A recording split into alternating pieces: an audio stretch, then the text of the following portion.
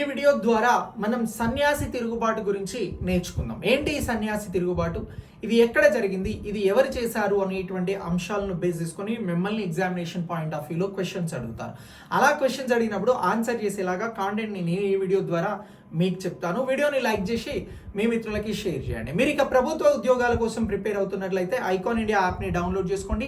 ఈ యాప్ ద్వారా మీరు ఆన్లైన్ క్లాసెస్ని, ఆన్లైన్ ఎగ్జామ్స్ని పొందవచ్చు.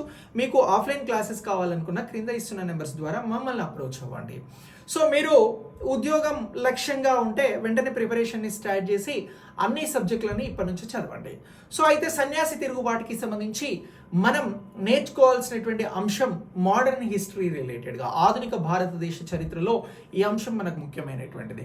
బ్రిటిష్ వారు తీసుకొచ్చినటువంటి విధానాలు, వారి పరిపాలనను వ్యతిరేకిస్తూ వచ్చినటువంటిదే సన్యాసి తిరుగుబాటు. ఈ సన్యాసి తిరుగుబాటు ఏ టైం నుంచి ఏ టైం మధ్యన జరిగింది అని అంటే 1763 నుంచి 1800 సంవత్సరాల మధ్యన జరిగినట్లు చారిత్రాత్మక ఆధారాలు తెలుపుతా ఉన్నాయి.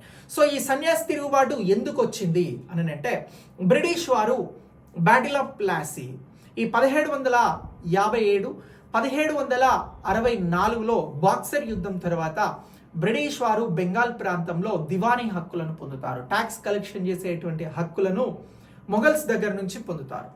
సో ఇలా ఈ ప్రాంతంలో, బెంగాల్ ప్రాంతంలో కీలకమైనటువంటి పాత్ర ఎవరిది అని అంటే బ్రిటిషర్స్ది. ఎందుకంటే వీరే ట్యాక్స్ కలెక్ట్ చేసుకుంటారు కాబట్టి.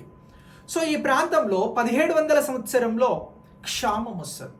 సో ఈ ఫెమైన్ ద్వారా చాలామంది మరణించి అప్పటికే ప్రజలు చాలా దీనస్థితికి వెళ్ళిపోతారు. ప్రజలు అక్కడ సర్వైవల్ అయ్యేటువంటి పరిస్థితి ఉండదు.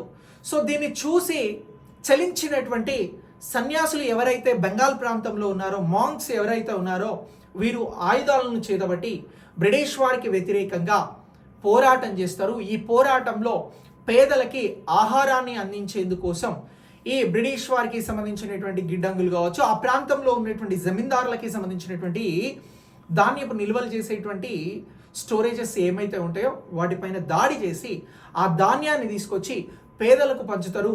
ఇలా ఎవరు పంచుతారు అని అంటే ఈ మాంక్స్, సన్యాసులు పంచుతారు. సో ఈ ఉద్యమాన్ని లీడ్ చేసింది ఎవరు అని అంటే అకరాలు. సో ఈ ఉద్యమానికి సంబంధించినటువంటి అంశాలను ఎవరు చారిత్రాత్మకంగా లిఖించడం జరిగింది, రాయడం జరిగింది అని అంటే బంకిం చంద్ర చటర్జీ గారు 1882లో ఆనంద్ మఠ అనేటువంటి నవలను తీసుకొచ్చి ఈ అకరాల ద్వారా కొనసాగినటువంటి సన్యాసి తిరుగుబాటు, లేదా దీన్నే మాంక్ రెబెలియన్ అని అంటున్నాం, సో దీనిని గురించి వివరించడం జరిగింది. సో ఇలా ఈ అంశాన్ని గుర్తుంచుకోండి, మీకు ఎగ్జామినేషన్ పాయింట్ ఆఫ్ వ్యూలో చాలా ఇంపార్టెంట్గా ఉపయోగపడుతుంది.